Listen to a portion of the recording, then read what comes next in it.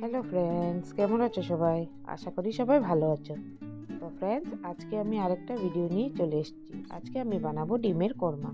তো প্রথম ডিমগুলোকে আমি সিদ্ধ করে এরকম কেটে নিয়েছি।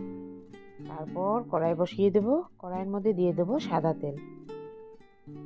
তেলটা গরম হওয়ার পর দিয়ে দেবো আমি ডিমগুলো। এক এক করে সব ডিমগুলো দিয়ে হালকা করে ভেজে নেব।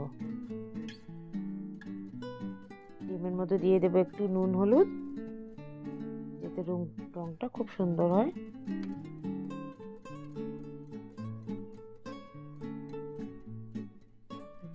ভাজা হয়ে গেছে, আর ভাজবো না, এখন তুলে রাখবো। তারপর ওই তেলের মধ্যেই আমি পেঁয়াজ বেরেস্তা করে নেব।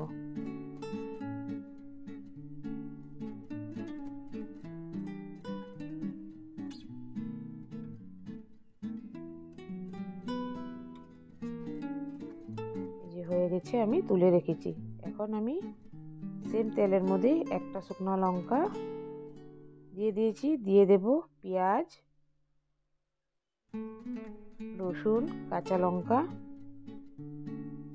সব আদা দিয়ে সবকটাকে একটু ভেজে নিয়ে দিয়ে দেব গোটা গরম মশলা দিয়ে এটাকে আমি একটু ভেজে নিয়েছি। নেওয়ার পর এটাকে আমি ঠান্ডা করে নেব। তখন আমি গ্রাইন্ডারে দিয়ে দেব 1 কাপ পরিমাণ টক দই, আর ওই ভাজা পেঁয়াজ, কাঁচা লঙ্কা, আদা, রসুন এগুলো যেটা ঠান্ডা করে রেখেছি ওইটাও এখানে দিয়ে দেব। দিয়ে এটাকে একটু 1-2 বার ঘুরিয়ে নেব। এই যে হালকা রাফ পেস্ট করেছি। এখন এর মধ্যে দিয়ে দেব কাজু কিশমিশ, দিয়ে এটাকে ফাইন পেস্ট করে নেব। তারপর ওই সেম কড়াইয়ের মধ্যেই আমি দিয়ে দেবো আর একটু তেল। ফোড়নে দিলাম গোটা জিরে আর কুচানো পেঁয়াজ, দিয়ে হালকা লাল লাল করে নেব। তারপর দিয়ে দেব পেস্ট, দই, পেঁয়াজ, রসুন, গরম মশলা সব পেস্টটা দিয়ে দেব। পেস্টটা দেওয়ার পর যখন ফুটে উঠবে, তারপর দিয়ে দেব আমি স্বাদ মতো নুনটা দিয়ে দেব হলুদ গুঁড়ো, একটু জিরে গুঁড়ো দেব একটু লঙ্কা গুঁড়ো, আর দেবো একটু ধনিয়া গুঁড়ো। দিয়ে ভালো করে আমি মিলিয়ে নেব মশলাটাকে।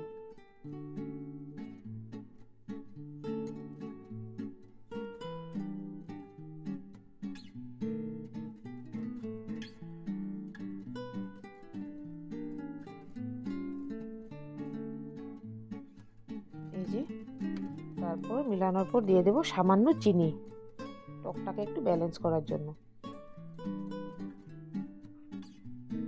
ভালো করে এটাকে আমি ভেজে নেব। এই যে আমার ভাজার পর তেলটা ছেড়ে দিয়েছে মশলায়। তারপর দিয়ে দেব আমি আন্দাজ করে জলটা ফুটে ওঠার পর দিয়ে দেব ভেজে রাখা ডিমগুলোকে, দিয়ে এটাকে আমি ঢেকে রাখবো 5 মিনিট। তারপর এটাকে আমি নামিয়ে নেব। এই যে আমার হয়ে গেছে, আমি এটাকে নামিয়ে নিয়েছি। তারপর উপর দিকে দিয়ে দেব আমি বেরেস্তা।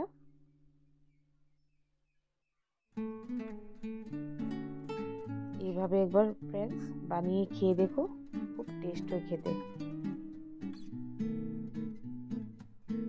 এই যে আমার হয়ে গেছে বেরেস্তা দেওয়া।